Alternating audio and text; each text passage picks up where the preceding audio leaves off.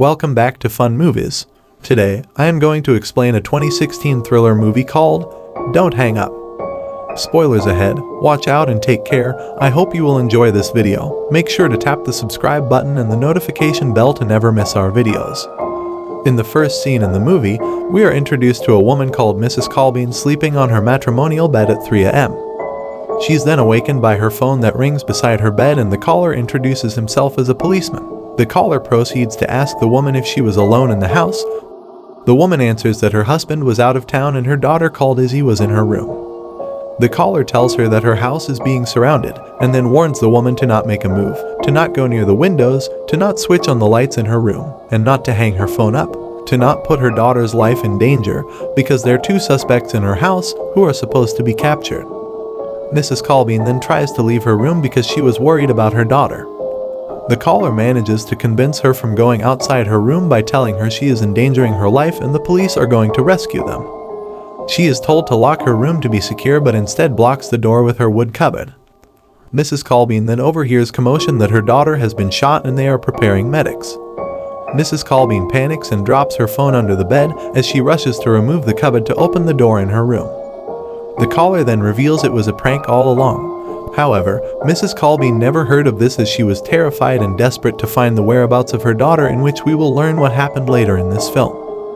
In the next scene, we are introduced to the caller with a group of pranksters called Prank Monkey 69, which consisted of Prank Monkey 69 aka Roy the founder, Mosley, Brady, and Sam. They are desperate for social media followings, money, and fame by pranking people and sharing their reactions and embarrassments on their social media platforms, therefore succeeding to get more views and attention, which makes them go too far. In the next segment, we are introduced to Sam, one of the pranksters who is joined by his friend Brady in his house. Sam seems to be disappointed about Peyton, his lover, who has been ignoring his texts and calls for some time. Sam also receives a friend request on Facebook from a user called Izzy, but he chooses to ignore it. Brady notices Sam's low mood and manages to convince him to make other pranks call videos and watch movies later after recording and sharing prank call videos for fun. Brady then starts to prank call Peyton, Sam's lover working at Janelle's Inn, to deliver pizza at Larry's home in the neighboring house of Sam as Brady pretended to be Larry, but Sam was unwilling and could not stop Brady. They both then continue to prank other people by pretending to be Sergeant Weatherly from Highway Patrol and telling them that their contacts have been listed as an emergency contact. They then proceed to tell the call receiver that his wife Brenda is dead because of cancer and that he impregnated their daughter by putting a demon seed inside her. Later on, the receiver sees Brenda alive and he recognizes Brady, one of the pranksters who are pranking him. They later receive a call from a stranger who is angered by the pranksters' prank calls asking them if they are having fun. Their conversation proceeds to insults by the pranksters as Brady tells him to suck his dick, and they then hang up the call from the stranger.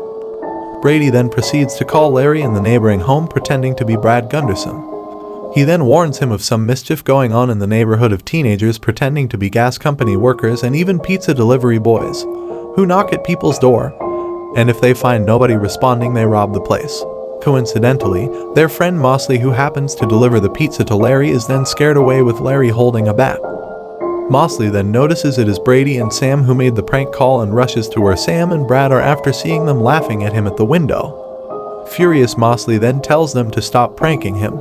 Sam then kindly pays for the pizza and asks Mosley whereabouts of Peyton, but he tells him they are busy working and she seems okay as he excuses himself and leaves for work.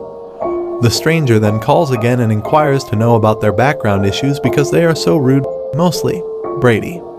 The stranger then warns them they are about to get in trouble for what they have done. The stranger then proceeds to tell them not to hang up the phone, but still, Brady continues being rude and insulting the stranger and he hangs up the call to watch movies with Sam. The stranger calls non-stop till the pranksters give in and receive the call. The stranger then shocks the pranksters by disclosing their real names and their area addresses of residence. Suddenly they hear someone banging at the door, which makes them panic and carry a baseball bat while stealthily going towards the door. They are relieved to find it was Peyton, who was furious about being pranked by Sam and Brady to bring pizza to Sam's house, as Mosley pretended to be sick so that she can deliver pizza herself. Sam tries to talk her down, but she turns down Sam, leaving him upset. Peyton, still being upset by the prank, leaves the pranksters in the house for work. The stranger calls and tells them he knows of Peyton's presence after she left and that she is still upset. The pranksters try to tell the stranger to let them be and hang up the phone. They then think it is Mosley pranking them, but the stranger tells them it is someone beyond Mosley. The stranger, identified as Mr. Lee, starts to send them pictures of Brady's parents on his other phone, who were tightened on chairs with ropes and left naked, leaving them shocked. The two pranksters suggest calling police using different phones to no avail, as Mr. Lee was redirecting the calls back to his line. The two frustrated pranksters realize they were being seen through a laptop webcam in the house, and the stranger then decides to display the death of their fellow prankster friend called Roy, who has been suffocated by a plastic bag and dies.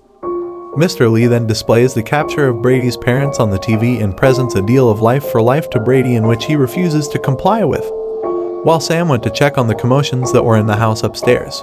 They both, later on, find Mosley dead by suffocation also. Mr. Lee then displays the capture of Peyton on the TV and presents a deal of life for life to Sam, in which Brady was supposed to either allow the murder of his parents by the stranger or save his buddy. Sam was supposed to either allow the murder of his girlfriend, Peyton, or his friend Brady, in which he decided not to kill him. The stranger then proceeds to show Sam the video of his best friend Brady sleeping with his girlfriend, Peyton, through a user named Izzy in Facebook, which Sam recognized receiving a friend request from earlier. This makes them fight and insult each other.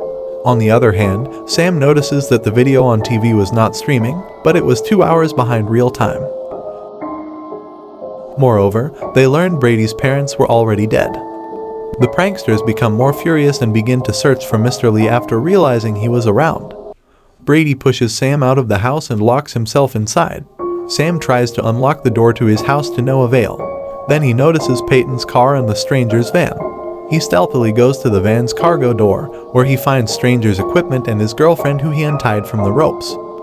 Suddenly, Sam hears Brady screaming on the other side of the house. Sam rushes there with a bat and kills the masked stranger he finds, who turns out to be Brady. Sam breaks into tears with Peyton, realizing Brady is dead afterward. The masked stranger appears and reveals why he was turning them against each other. We are then flashed back to the next segment, where we learn the woman who is called in the first scene of the movie, that when she opened the door, she spotted another door of their house being opened and shot a bullet towards the door, in which she realizes she killed her own daughter Izzy. The woman then takes her own life using the gun, as she can't leave with the knowledge that she killed her own daughter. We learn that the stranger was the husband to Mrs. Colbean and father to Izzy, who is taking revenge for his daughter and wife who died as a result of a prank. At the end of the movie, we see Sam waking up from unconsciousness, holding a gun and a knife, walking towards Peyton, who was shot dead. Sam is then found with a gun and knife by the police. Therefore, Sam is arrested, as he was framed for the murder of his fellow prankster friends and his lover Peyton, and the movie ends as the camera pans from the crime scene. Thanks for watching, and make sure you subscribe for more videos. Stay safe, stick around and enjoy. Bye for now.